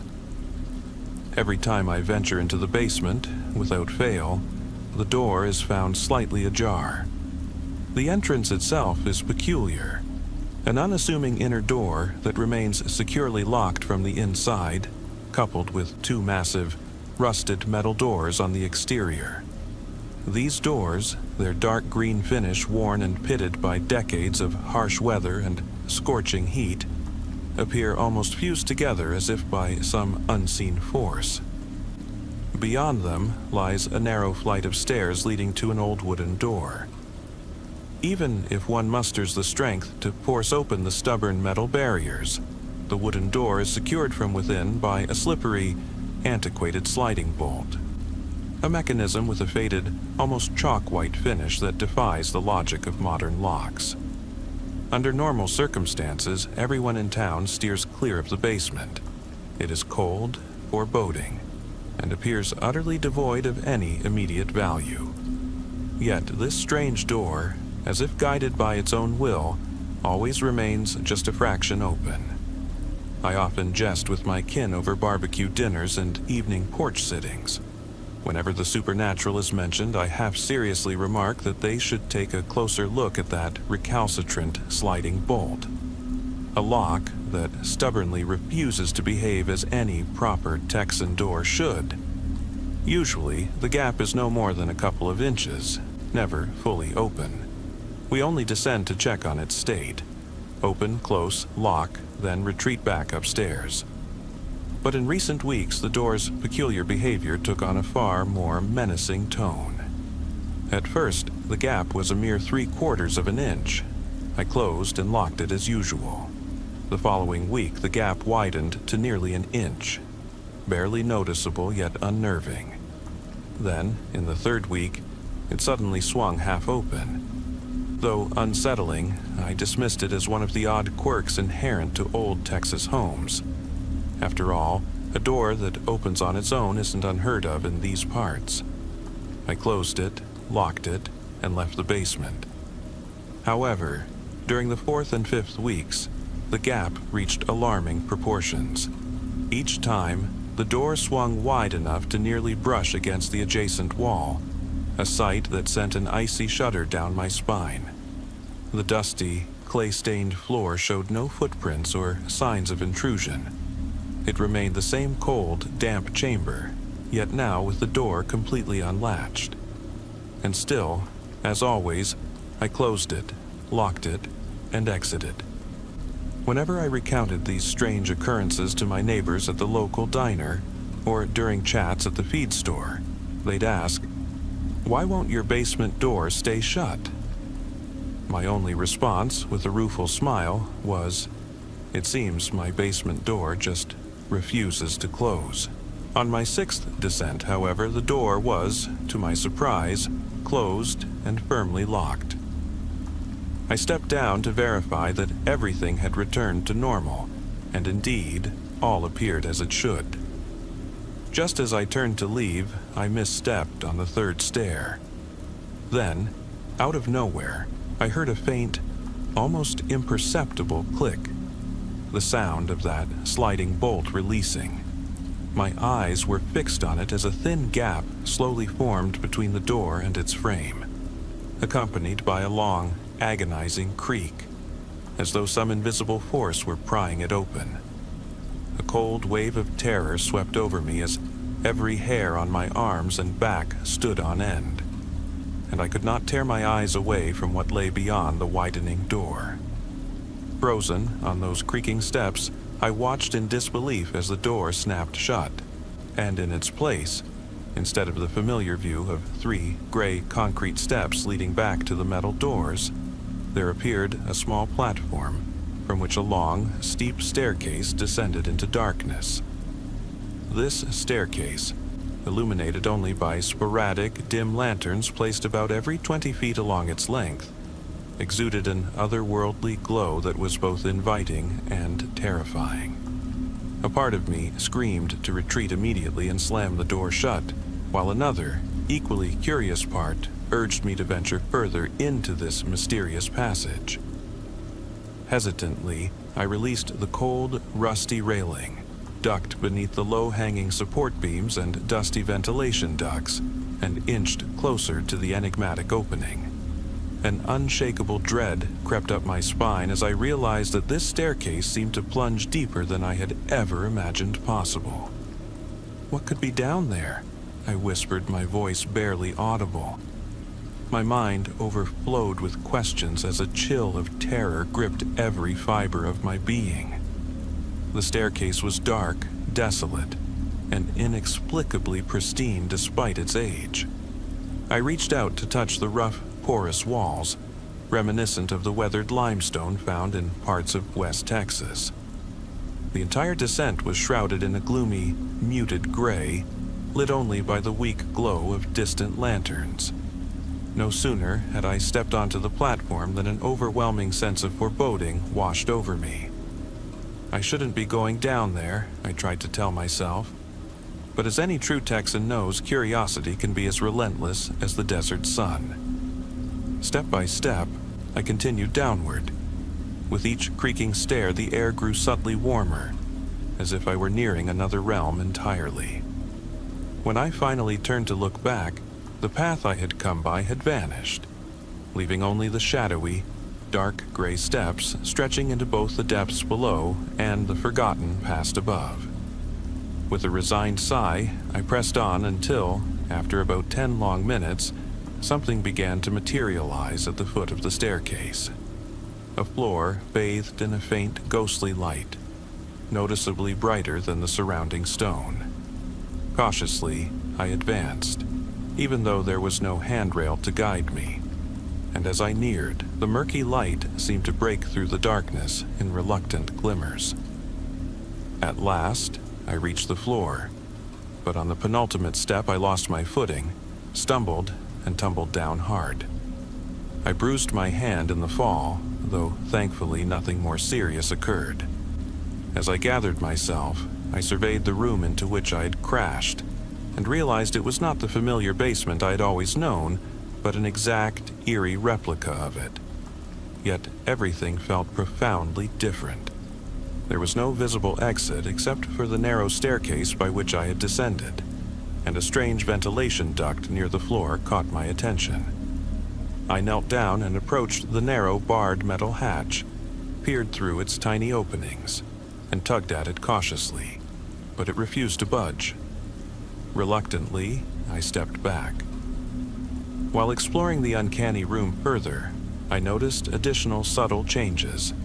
Extra ventilation ducts that hadn't been there before, slight depressions in the floor where none had existed, and areas where the ceiling now loomed higher than it had in my memory. And then, I heard it. Amid my own labored breaths, I detected a second, irregular sound of breathing. It was scarcely louder than my own, Yet, in the pauses between each inhale and exhale, it sounded menacing and utterly foreign. I frantically searched for its source, but it remained hidden in the oppressive gloom. My logical mind urged me to retrace my steps, to return to each strange anomaly, each suspicious vent, until I reached the very first grill that had caught my eye. There, the sound of breathing grew louder, a soft rasp against my skin that soon deepened into a quiet, almost guttural growl. Overwhelmed by fear, I retreated, crawling on my hands and knees toward the staircase, my palms scraping raw against the cool stone. The growl shifted into a sorrowful sigh, then into a deep, resonant rumble that vibrated through the still air. When I finally reached the staircase again and began climbing, a sudden, loud screech of metal from a grated wall shattered the eerie silence, followed by frantic, scratching sounds. Something had burst forth from that cursed ventilation duct. Without a backward glance, I transformed my measured pace into a desperate sprint. I was determined to escape this hellish mirror of my own basement. Whatever sinister presence now pursued me cared little for whether I could understand its nature. The only priority was to flee this labyrinthine stairwell as quickly as possible. I ran, faster and faster, until my legs grew numb and my head pounded with relentless pain. Yet the terror was never far behind. When I finally reached the upper landing, a surge of adrenaline filled me with renewed determination. My heart hammered as I slammed the door shut with every ounce of strength, the deafening crash of splintering wood and shattering metal echoing through the silent Texas night. Seconds later, I felt that unearthly force closing in. I bolted up the second flight of stairs, dashed out of the basement, and reached the main house, an old homestead that, despite its deserted appearance, now pulsed with a haunting emptiness. No sooner had I shut the front door than I heard a sinister crash from below, the sound of the wooden door shattering under the force of its impact. Without hesitating, I burst out into the cool Texas evening. Outside, standing in my overgrown front yard, where wild bluebonnets and scraggly mesquite trees swayed in the gentle breeze, I paused to catch my breath. As I turned to look back at the house, a chilling sight froze me in place. Reflected in the stained glass window of the front door were a pair of piercing brown eyes, framed by dark, disheveled hair, and a pale, almost spectral complexion, fixed intently on me. My heart sank, and my eyes widened in a mixture of horror and disbelief. Was that me? The grim legend whispered in the backroads and small towns of Texas, the tale of the White Lady, who was said to have met a tragic fate within these very walls, now seemed to materialize before my eyes on that fateful night. In that moment, as the boundaries between reality and myth blurred into one terrifying truth, I knew I had become witness to an event that transcended the ordinary and plunged deep into the realm of the truly supernatural. Some say that landing a job that lets you retire at 20 is a dream come true. But when you work in West Texas tracking down the unexplainable, it's anything but paradise. After all, a life suddenly free of worry can quickly become mind-numbingly dull, unless you're flush with cash. And even then, the job that promised early retirement was never really worth the price from the start. I was once employed on a 5-year contract by the enigmatic Walker family, a bloodline as old as the dusty legends whispered around campfires on the barren plains of Texas. The Walkers were steeped in local lore, their roots entwined with the very history of the state, and they preferred to remain hidden in the long shadows of old ghost stories. Though the contract paid generously, it wasn't renewed. Apparently, constant exposure to supernatural forces was believed to warp the mind beyond repair. That, however, didn't stop me from chasing the unexplainable. I loved my work, and I was damn good at it. Only 1 in 10 paranormal hunters ever made it through an entire case without losing their nerve. I firmly believed that anyone who used common sense rather than chasing after a quick buck could become a skilled investigator of the otherworldly. Still, most of my colleagues signed contracts worth millions, blissfully ignorant of the real risks lurking behind every shadow on the dusty back roads of Texas. Drawn by the lure of a mystery that defied explanation, I found myself in the remote outskirts of a small town near Big Bend, a place where even the wind seemed to whisper old secrets. Our town sat on the edge of a notorious stretch of highway locals had dubbed the Devil's Pass, a trail rumored to be soaked in ancient, potent magic. In recent years, my investigations had often ended with nothing more than mild paranoia, much like the inexplicable mold outbreaks in abandoned ranch houses. But this case was different. In the brutal winter months, 4 people had vanished under circumstances that defied logic. In remote Texan communities, it wasn't unheard of for someone to disappear without a trace, often leaving behind only an abandoned pickup on a lonely dirt road, only to reappear when spring thaw uncovered buried memories. But this winter, the disappearances had come in rapid succession. The missing weren't simply lost in the vast desert. They'd been seen one night only to vanish, as if swallowed by the thirsty earth by morning. The local newspaper had even whispered of a serial killer, and the sheriff's department was on high alert. I, however, suspected something far more otherworldly was at play. My own investigations of deserted homesteads revealed no sign of a human predator. I had a knack, almost a sixth sense, for detecting residual magic. Every entity leaves behind a signature, a glimmer of supernatural energy that, to me, was as legible as an open ledger. Some beings were clever enough to mask their tracks, but most left them behind like neon signs in the darkness. These spectral traces allowed me to reconstruct the events with a precision that was both unnerving and exhilarating. This particular series of cases was perplexing, not because the force was adept at hiding its tracks, but because it left them in a brazen, almost mocking fashion. The homes of the vanished were awash with swirling, silver energy that danced in the cold night air like reflections on a polished saloon mirror. Under the clear, starry skies of West Texas, this otherworldly glow rivaled even the brilliance of a desert sunrise. Despite the challenge in gauging the full extent of this entity's power, its arrival was unmistakable, like a wild bronco charging through a quiet general store. Hunting the paranormal in Texas is far from glamorous. Much of the time is spent waiting in isolation, perched on the edge of long-forgotten ghost towns, eyes scanning the horizon for that single sign of a creature's movement. I often found myself alone under the vast expanse of a midnight sky, keeping my wits about me while savoring greasy late-night barbecues at roadside diners. But one fateful night, my wait was cut short by an urgent call that rattled even my steely nerves. It was 2 a.m. in my battered pickup, its radio softly playing a classic country tune, when my scanner lit up with a frantic alert. "Sheriff, do you copy? This is Sheriff Thompson. There's an emergency out near the Hollister homestead," came the gravelly voice over the radio. On the other end, the steady drawl of local law enforcement crackled through. "Yeah, I'm listening.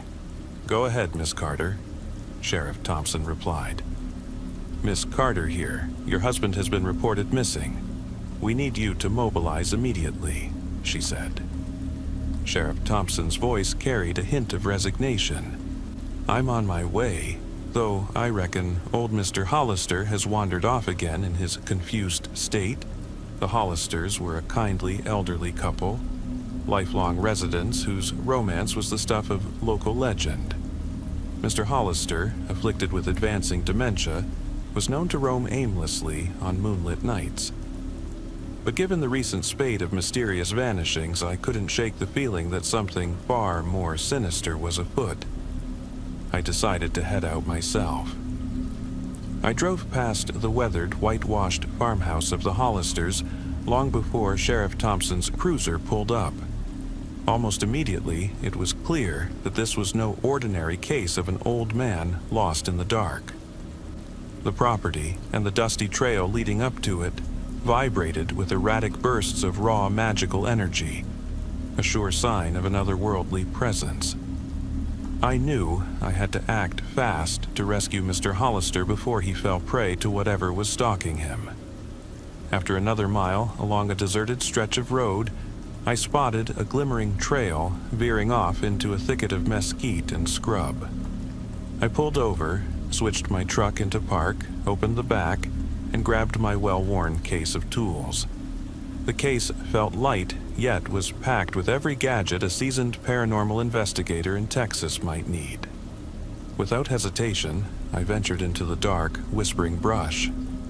It had been a long time since I'd embarked on such an electrifying hunt, and the surge of adrenaline almost made me forget the lurking danger. Under a sky studded with stars and guided only by the pulsating shimmer of residual magic along Devil's Pass, the scene felt as surreal as a long-forgotten frontier legend. My excitement, however, made me careless. I soon overlooked the devious traps that supernatural beings in these parts are notorious for. Upon reaching a small clearing, I found Mr. Hollister seated motionless at its center, encircled by fresh, restless magic.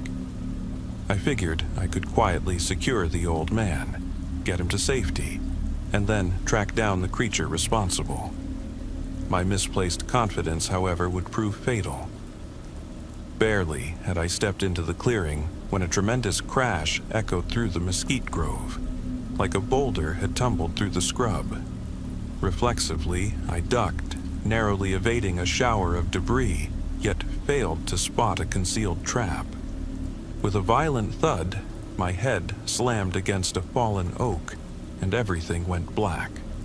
When I came to, the night was as pitch black as a Texas coal mine, and nearly every trace of magic had dissipated.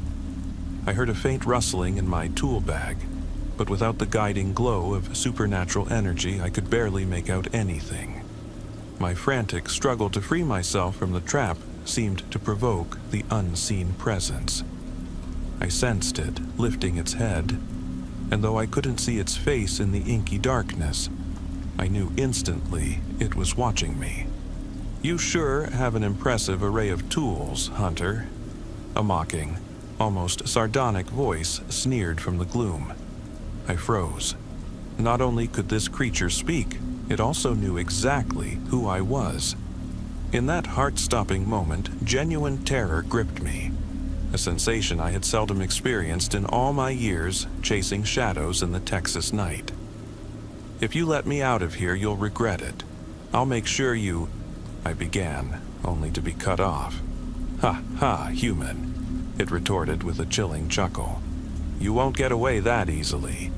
And when my employer, my mentor, finds out, he'll put a bullet in your supernatural behind," I threatened. A creature that could talk and coordinate with others left only one grim possibility. But before I could dwell on that thought, a blinding white light tore through the darkness. Unbridled, raw magic enveloped me, and the ropes binding me snapped with a violent jerk, sending me sprawling onto the cold, unforgiving ground. Lying there on the hard, dusty soil, gasping for air, I noticed a subtle movement amid the dying light.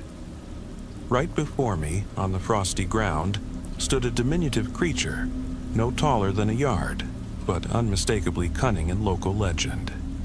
In Texan folklore, such tricksters were known for their mischief and irreverence, akin to the legends of small-town spirits and desert fairies.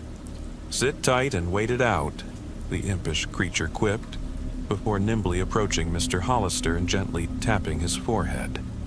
As if bewitched, the elderly man immediately rose, ready to follow the tiny being's every command. With a mocking glance in my direction, the little trickster turned and vanished into the starless darkness alongside Mr. Hollister. "Have a little fun for me. The real party starts when I get back," it called over its shoulder.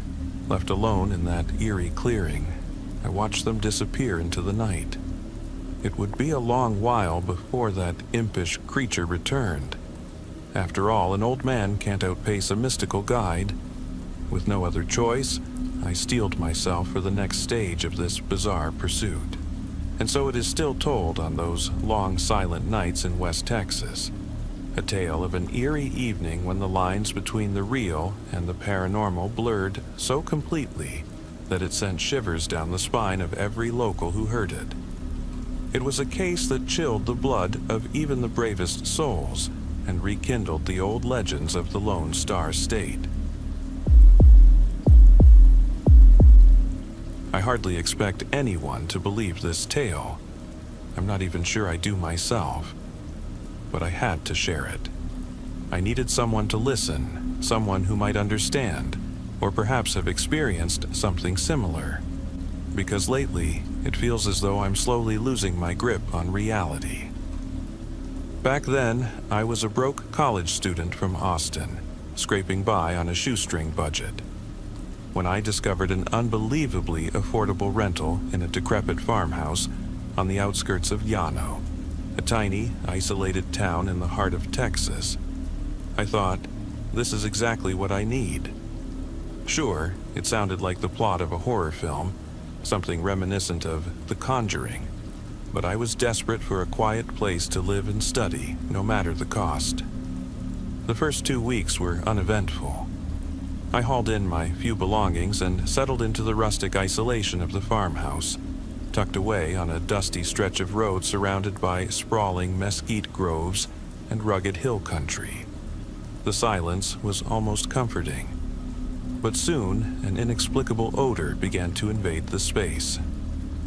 At first, I assumed it was a dead critter, maybe a raccoon or a possum left to rot under the relentless Texas sun. But the stench was far stronger, clinging to every room with a persistence that defied explanation. Then, as if that wasn't enough, I started finding tiny handprints on the grimy windows and smeared on the old, tarnished mirrors. I'd never been one to believe in ghosts, but those markings sent a chill straight down my spine. Days passed, and the smell only grew more oppressive. So much so that even the constant breeze from the nearby Llano River couldn't dispel it. I sprayed every kind of air freshener I could find and scrubbed every nook and cranny, yet nothing worked. With midterms looming, I tried to focus on my studies, refusing to let the eerie odor and unsettling signs distract me. Then, the truly bizarre events began. One sweltering morning, I discovered that my keys were missing from their usual spot on the worn wooden counter. I was positive I'd left them there. Frantically searching every room, I found no trace of them, even though I lived alone, with no roommates or unexpected visitors. At first, I blamed my own absent-mindedness, thinking maybe a friend had borrowed them during a brief visit. But soon enough, the mystery repeated itself. Items would vanish, only to reappear in completely different places, as if moved by an unseen hand. But the strangest occurrences were the sightings. Initially, I caught fleeting glimpses of shifting shadows at the edge of my vision, vague, dark forms that disappeared when I turned to look directly. I told myself it was just exhaustion from long nights at the local diner, sipping a lukewarm cup of Whataburger coffee before my early morning classes. Yet, the phenomenon intensified. At night, I began hearing soft footsteps echoing down the creaky wooden halls, whispered voices too faint to decipher, and even the sound of gentle tapping against the walls. I kept these experiences to myself, chalking them up to an overactive imagination, or the natural groans of an old farmhouse settling under the Texas heat. One muggy summer evening, as I lay in bed fighting off sleep, An ear-splitting scream tore through the stillness, a scream that vibrated with raw anguish and terror. My heart pounded as I leaped from the bed, convinced someone was in distress. I bolted out into the moonlit yard, where the only light came from a distant oil lamp at the local gas station. But outside, there was only an oppressive silence, the vast, empty Texas landscape stretching out in every direction. I stood there for what felt like hours, questioning if my mind had played tricks on me. Yet the memory of that blood-curdling cry remained indelibly real. Returning inside, I tried to dismiss my fear as a bad dream fueled by stress. But as I climbed the creaking staircase, I heard it again. A deafening bang as the door to my bedroom slammed shut. A door that had never had a lock, mind you. I tugged desperately at the handle, but it wouldn't budge. A wave of pure panic washed over me. In my desperation, I called the Llano County Sheriff's Department. When the deputies arrived, they barely spared a glance at my frantic recounting. "Probably just a raccoon or a stray dog," one of them said dismissively, after a cursory search that turned up no evidence of any forced entry or disturbance. Just a few days later, an insidious scratching began along the walls, a subtle, almost imperceptible sound that seemed to originate deep within the very bones of the house, sending shivers down my spine each time it emerged. In the following days, the unexplained events escalated into full-blown terror. Those fleeting shadows coalesced into distinct human-like figures, dark silhouettes with hollow eyes that lurked in the corners of my vision before vanishing as quickly as they appeared. I began to feel as though I was constantly being watched, my every move monitored by some unseen presence. My sense of reality blurred as I questioned whether I was on the brink of insanity. The most disturbing occurrences, however, were the nocturnal sounds. Night after night, soft, ghostly whispers crept into my ears, voices that sounded like children, crying out for help, as if pleading from the depths of a long-forgotten torment. One night, I was roused by the sound of high-pitched, eerie giggling that reverberated through the entire house. I raced into the living room, my heart pounding, only to find it empty. Yet the laughter persisted, echoing from every shadowed corner, filling the silence with an unsettling, almost mocking melody. It was in that moment I realized this wasn't just an old abandoned farmhouse. It was a cursed place, haunted by secrets too terrible to comprehend. That realization marked the turning point.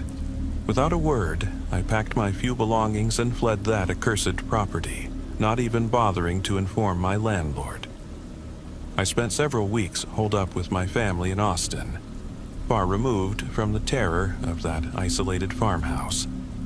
Then, one day, driven by a mix of lingering attachment and the need for closure, I returned to retrieve some forgotten items. What I found left me utterly speechless. The once familiar farmhouse was now cordoned off by bright yellow police tape, with deputies scouring the property. The house I remembered had been reduced to nothing more than a smoldering pile of ash, a haunting remnant that served as the sole evidence of its prior existence. A few days later, local news outlets reported a grim discovery. During the demolition, authorities had unearthed human remains, tiny bones, unmistakably those of a child, concealed deep within the ruins. The discovery suggested that these gruesome relics had been hidden away for years, buried under layers of neglect and decay. I never spoke of it again. No one believed my story, and I had an airtight alibi. Yet deep down, I knew that the house had been destroyed for a very good reason. Those tormented souls, the unseen children whose voices still echo in my ears, were never truly at rest. Every time I close my eyes, I hear their soft, desperate calls, repeating my name over and over. I've told this story countless times, but the horror remains as palpable as ever. And to this day, I wonder if I'm losing my mind, or if those restless spirits still linger in the dark corners of my memory. As I sit here in the dim light of my truck on the outskirts of Marfa, trying to piece together a coherent thought from that fateful night, my mind relentlessly drifts back to the cursed hours we spent at the abandoned Buckner State Hospital. Nestled in a forgotten corner of West Texas, its decaying brick walls and shattered windows concealed unspeakable horrors beneath the vast, starlit sky. The sharp tang of rust and decay, mixed with the lingering odor of stale antiseptic and dust, clung to the air like an unyielding curse. My mind had fought hard to block out the brutal truth, but tonight I must face it. And I share this account in the hope that it serves as a dire warning about meddling with forces beyond our mortal ken. It all began with what we believed to be nothing more than an innocent adventure. A ragtag group of 10 college friends from Dallas, self-proclaimed urban explorers and seekers of the paranormal, had caught wind of the infamous Buckner State Hospital, long abandoned and steeped in local legends of ghostly apparitions and inexplicable happenings. We were thrill seekers armed with modern gadgets, high-definition cameras, infrared night vision scopes, digital recorders, and of course, a trusty pickup truck to haul our equipment and supplies. Though local folklore warned of sinister happenings in the long deserted corridors of Buckner, we dismissed it as tall tales until that midnight when reality proved far more horrifying. Our journey began under a moonless sky. At precisely midnight, we arrived at the hospital, a hulking, desolate structure that stood like a haunted monument against the dark Texas horizon. Our truck's headlights barely penetrated the oppressive darkness as we stepped out, the sound of gravel crunching under our boots. The building's towering facade, with its broken arches and crumbling stone, resembled the gnarled hand of fate reaching out to claim us. With our hearts pounding like distant drums, we gathered at the imposing front doors. The heavy wooden barrier creaked open with an almost mournful groan, inviting us into a cavernous lobby where darkness stretched out like a bottomless pit. Barely had we crossed the threshold into the forsaken interior when strange, otherworldly sounds began to tear through the silence. At first, we attributed the creaks and groans of the dilapidated building to the natural decay of time. However, as we ventured deeper, the noises grew unnervingly distinct. Whispered voices that seemed too deliberate to be the wind, echoing footsteps that padded softly behind us, and distant, blood-curdling cries that ricocheted off the cold, stone walls. An oppressive tension filled the air, a palpable sense that we were being watched by unseen eyes, as if the hospital itself had come alive to trap us in its malevolent grasp. We tried to rationalize the occurrences as tricks of our imagination, but a dark certainty lingered. Something supernatural was at work here. Intent on capturing every unsettling moment, we set up our equipment in the dilapidated hallways. The longer we recorded, the heavier the atmosphere became.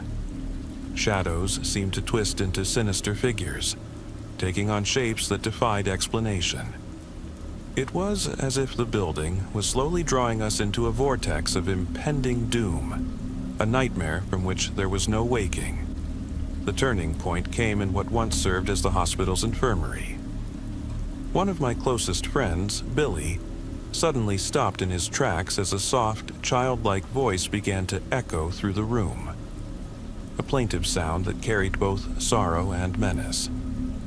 The voice, seemingly coming from nowhere, sent a shiver of ice down our spines. We huddled around Billy, trying desperately to pinpoint its source. But with each passing second, the voice grew louder, more insistent, until the terror in Billy's eyes was unmistakable. His gaze glazed over in a vacant horror, and he staggered backward, hands clutching at his throat, before collapsing into a silent heap on the cold, grimy floor. We stood frozen, hearts in our throats, unable to process the stark reality of what had just transpired. In that instant, the ghostly voice ceased, leaving an unbearable silence in its wake, and panic began to seize us. Frantically, we scrambled for an exit, but the hospital seemed to have a will of its own.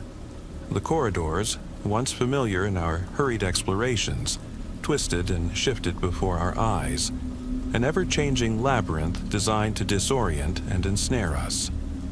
In a desperate bid to escape, our friend Tony bolted for the nearest exit. In his haste, he lost his footing and tumbled through a shattered window on the 5th floor. His piercing screams echoed in the void as he fell into the darkness below, a horrifying sound that would forever be etched in our memories. Paralyzed by fear, the rest of us could only huddle together in silence, clinging to the hope that the break of dawn might bring salvation. But as the night wore on, the hospital's malevolence only deepened. With heavy hearts and shattered spirits, we eventually retreated from the building. We had wrapped Tony in a plain white sheet for a proper farewell, but as I glanced back over my shoulder, a chill ran down my spine.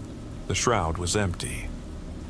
In sheer disbelief, we combed the area, yet there was no trace of Tony.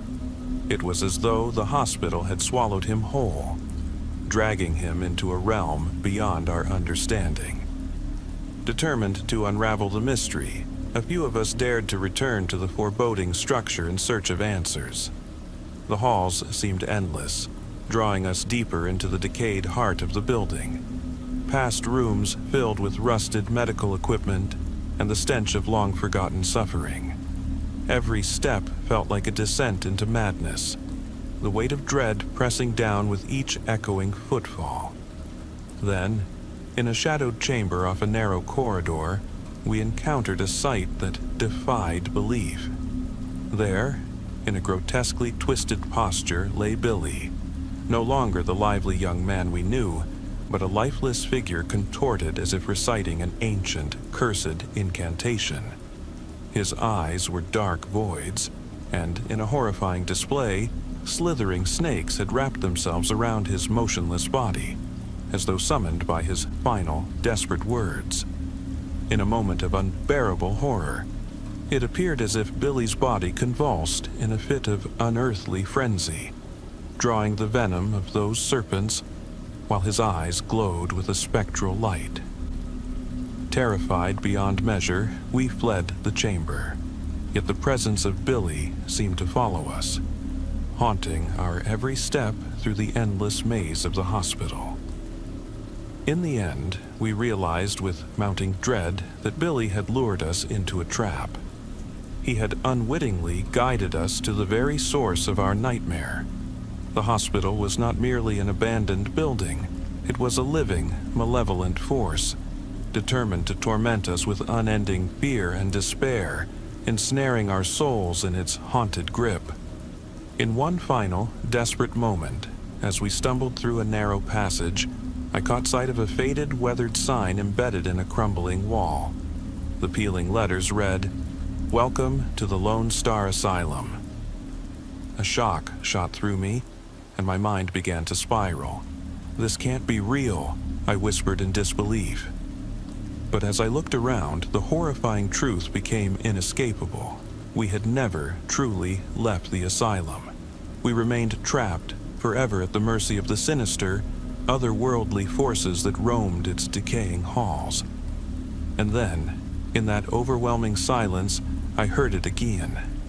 The dull, foreboding sound of footsteps echoing ominously down a dark corridor. "Damn it, y'all, we're still here," I muttered, as the shadows closed in, and the hospital's ghastly presence sealed our fate. I was never a good sleeper.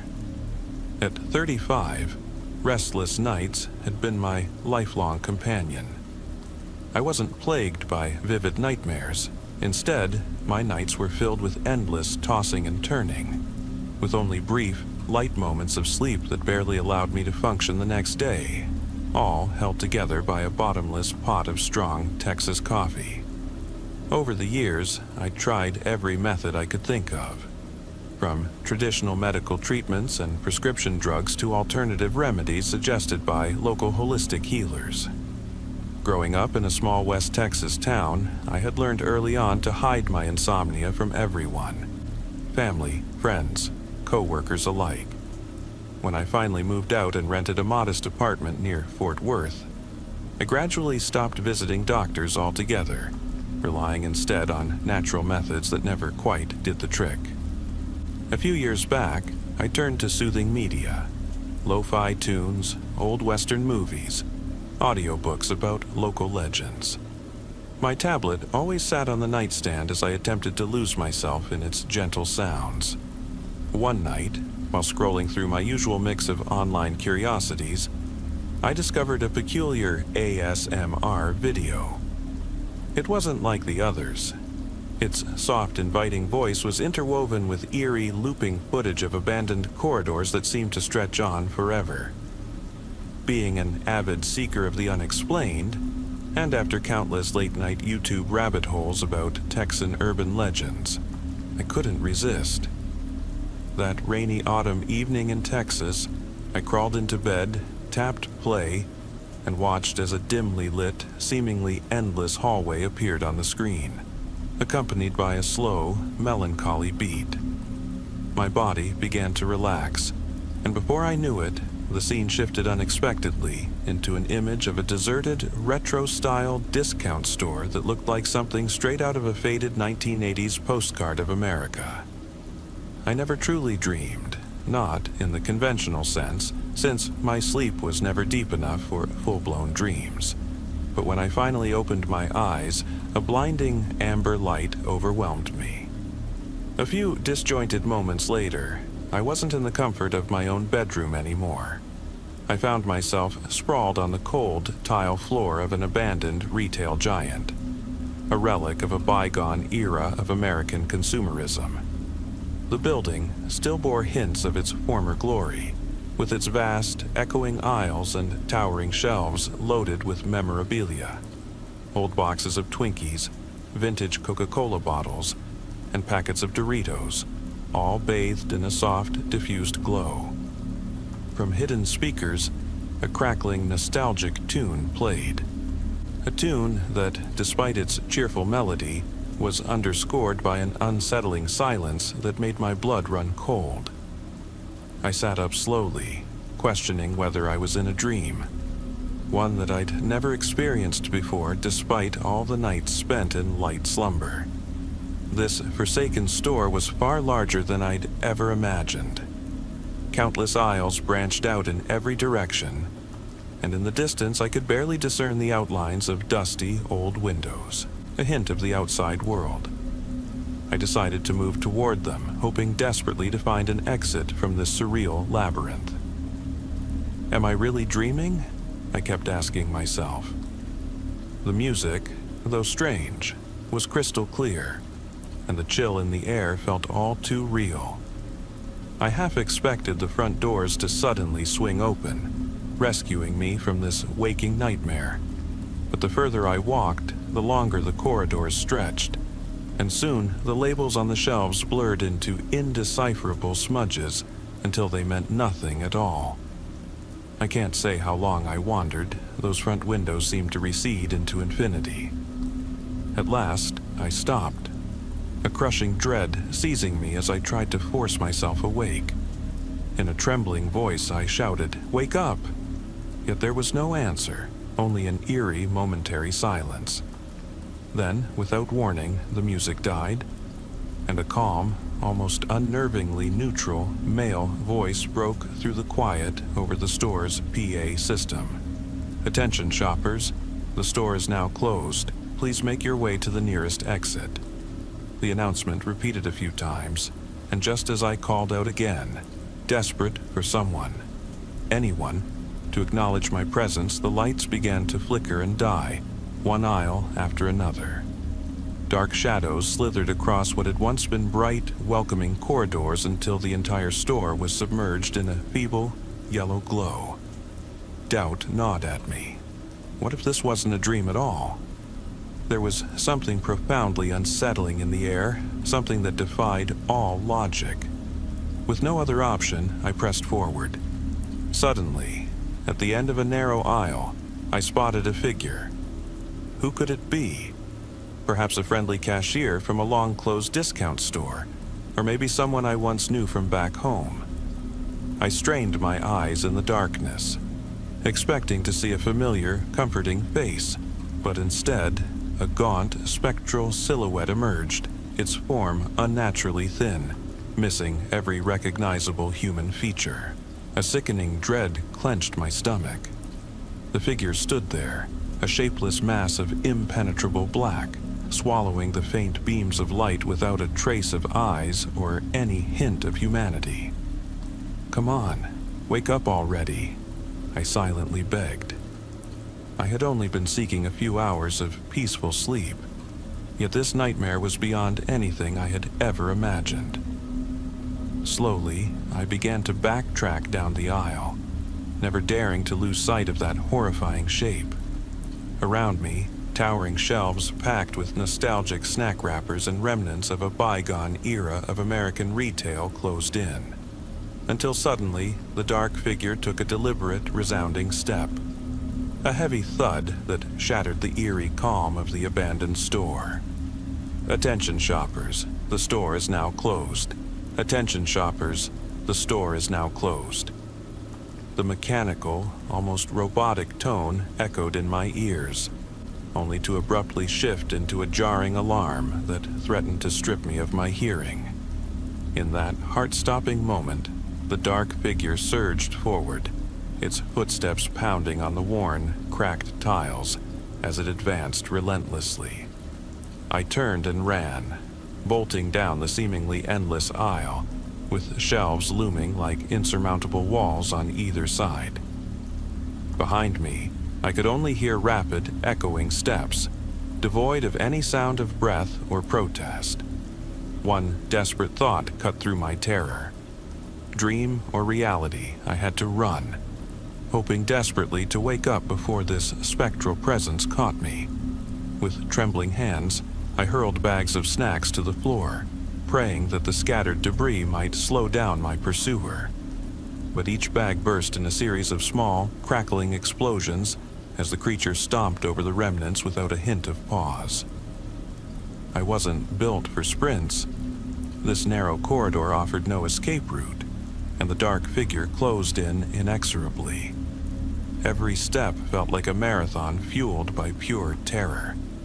Sweat streamed down my face, my legs burned like hot coals, and the icy grip of despair took hold of my mind. All I could think was, run, run until this nightmare ended, before I was lost to this shadow forever.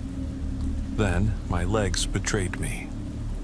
With squeaking shoes echoing on the cold, unyielding tiles, I felt my body collapse.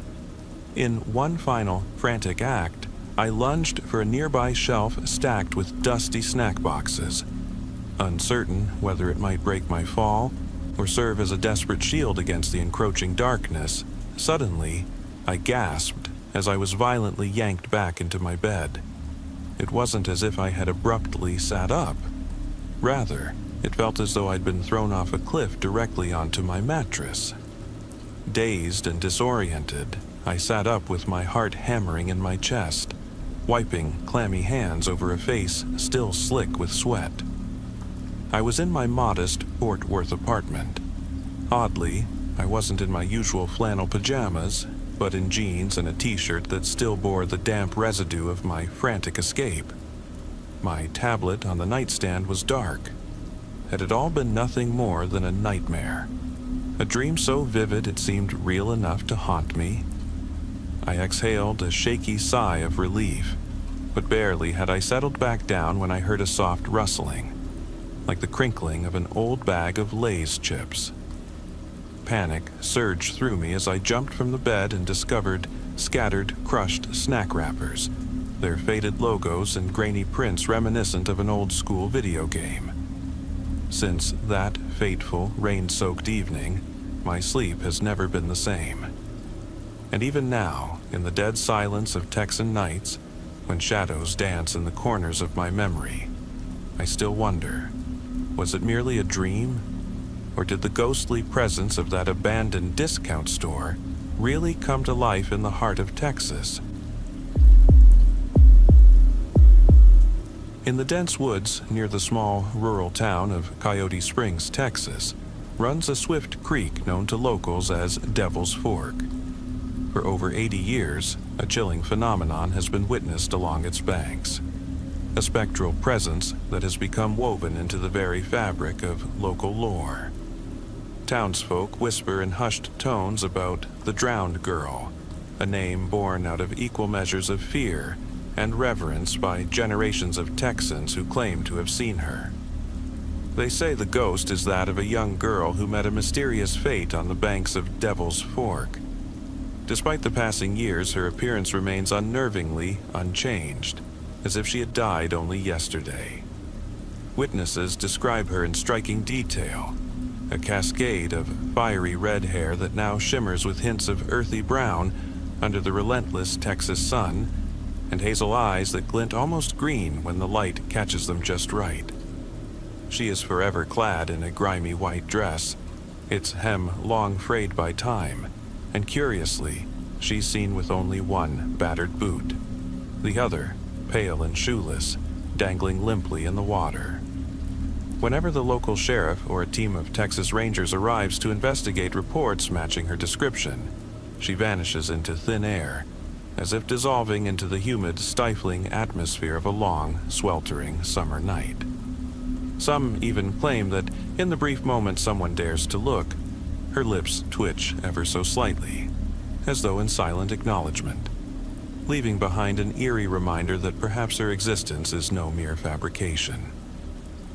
The Coyote Springs Police Department is well acquainted with the legend of Devil's Fork. Over decades, numerous patrols have been dispatched whenever tips arose about a body matching the ghostly description. Yet each time, the mysterious figure would vanish before anyone could get close. Some locals dismiss the tale as a product of overactive imaginations in a town too prone to tall tales, while others insist that the consistency of her appearances defies rational explanation. The legend took a darker, more desperate turn one blistering summer when a band of rebellious teenagers, driven by equal parts fear and daredevil curiosity, decided to test the rumors for themselves. My older cousin, Wyatt, surrounded by a rough-and-ready crew of friends from the local high school, led the audacious ritual on a humid late afternoon. I was there too, though still too young to grasp the full weight of what was about to unfold. Wyatt strode up to the edge of Devil's Fork and, with a mix of bravado and trembling determination, seized the ghostly figure's arm as she appeared before us in her usual spot. Without a second thought, he dragged her deeper into the churning water. He pressed her head beneath the icy, muddy current for what felt like an eternity. Even though she had long since been beyond life, it was impossible to tell whether she ever truly submitted to his will. After a couple of minutes, Wyatt hauled her back to the spot where she always reposed and leaned in close, murmuring his desperate request. All he wanted was money, maybe even a new pickup truck, to replace his old, barely running rig that had seen better days. For a hot-headed teenager in a small Texas town, such a wish seemed worth every risk. Then, without warning, Wyatt froze as if he'd heard some ghostly whisper carried on the humid air.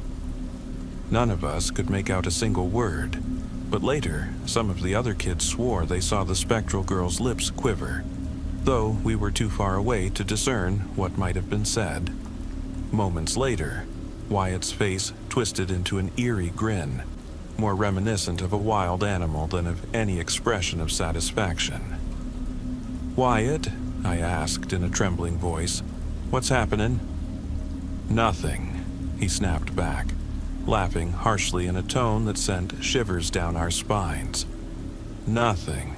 She's going to give me exactly what I asked for. In the days that followed, several other local youngsters ventured to Devil's Fork to attempt their own rituals, convinced that the ghostly girl held a cursed power capable of granting their most desperate wishes. I, however, kept my distance as those ominous nights passed. In our tight-knit community, rumors spread like wildfire, and soon every hushed conversation spoke of the unholy pact made that fateful afternoon. Wyatt, meanwhile, seemed to be floating on a cloud of reckless ecstasy, as though his wish had already been fulfilled. He began hosting wild parties in the basement of an old, abandoned barn on the outskirts of town. Sneaking bottles of whiskey from his father's hidden stash, he carried himself as though nothing had disturbed the natural order of things. That is, until Uncle Jesse, an old-school Texan with a deep respect for law and order, delivered a stern talking to one humid evening, leaving Wyatt visibly rattled. For us kids, it had all felt like a daring step toward adulthood, though now I realize it was the harbinger of something far more sinister. Roughly 2 weeks after that ill-fated ritual, I noticed a disturbing change in Wyatt. One cool evening, I found him slumped in an old rocking chair on the porch, staring out into the dark woods that bordered Devil's Fork. He looked gaunt, his skin stretched tight like the surface of a worn leather boot, and his eyes bore the mark of a wild, almost animalistic desperation that made my heart pound in terror. When I timidly reached out to him, he recoiled as if I'd touched something unholy. "What's wrong with you?" I asked softly. "Ever since that night, you've been acting crazy." "Crazy?" he retorted sharply.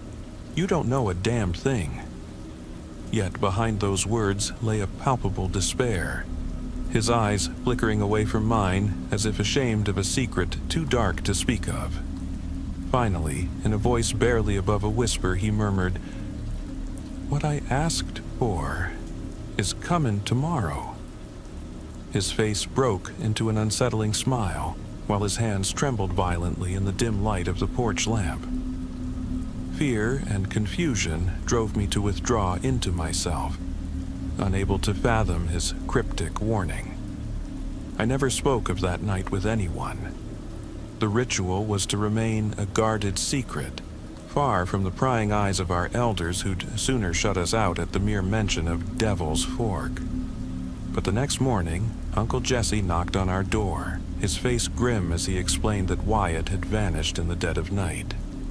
He'd slipped out the back after everyone in the house had long since fallen asleep, leaving us with a foreboding sense that something terrible was on the horizon. That very afternoon, as my father drove me through a tangle of amber-hued, rustling pines, we came upon a shocking scene at the bank of Devil's Fork. A somber crowd of young and old had gathered, their expressions etched with a mix of sorrow and disbelief. For a brief moment, I caught sight of Aunt Sarah and Uncle Jesse embracing tightly before my father pulled me aside.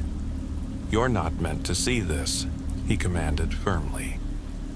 Unable to resist, I slipped away and peered over the creek's edge, and what I saw made the blood in my veins run ice cold.